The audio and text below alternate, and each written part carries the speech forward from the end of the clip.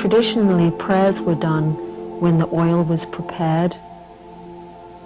As we pour the oil into the vessel, think good thoughts. Wish good things for your client, the best possible outcome from the treatment. You can see with this particular equipment, it's very easy to pour oil into the vessel. It's very easy to top up the oil.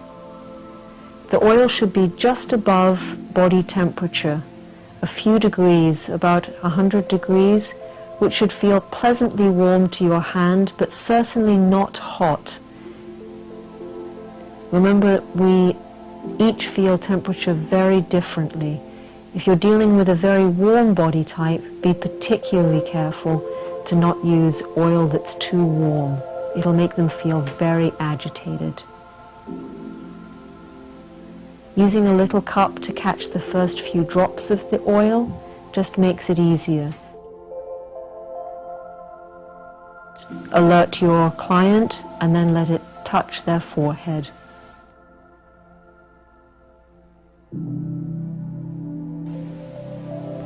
So when you've established a steady stream of oil, take a few moments to make sure it's in the correct position. You can adjust the whole equipment, or you can simply adjust the tilt of the vessel.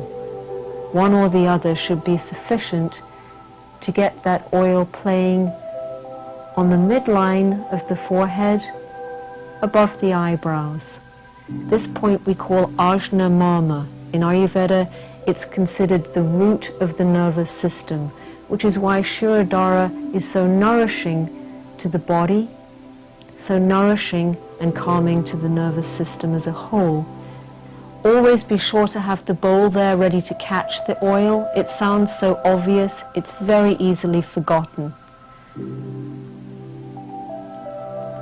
If you can adjust the oil that's coming from your client's head to play on the side of the bowl, you will minimize the noise. As the bowl begins to fill, you'll need to use a piece of paper towel to muffle the noise of the oil trickling into the oil that's in the bowl.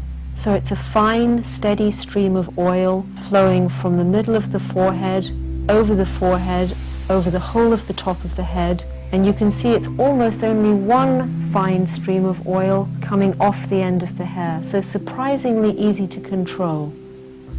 Here we're using plain warmed sesame oil, but Shirodhara can also be given with other substances.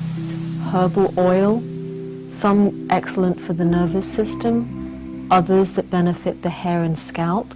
Warmed milk, which is more cooling to the system. Salt water, maybe that's useful if you're by the ocean. And the most exotic I've heard, 100-year-old ghee, clarified butter. In the Ayurvedic tradition, it's considered that ghee like this cures all illnesses. While the oil is being played on the third eye, your job is to be present, attentive, protective, to watch that the stream of oil remains as steady as possible and is in as much of the same place as possible, and that you control the noise that the oil would make as it touches the oil in the catching bowl by using paper towel or adjusting the position on the side of the bowl where the oil flows to. The oil plays for a minimum of 10 minutes, a maximum of about 20 if this vessel is totally full. That is easily sufficient time for our brain chemistry to change and for us to reach a state that is conducive to a very deep healing in the body. Remember to catch the oil before it starts dripping at the very end. You can either turn off the tap or use your little catching cup. Allow the oil to drain off the hair for a few minutes, and then use paper towel to gently remove the excess oil from the forehead and the hair.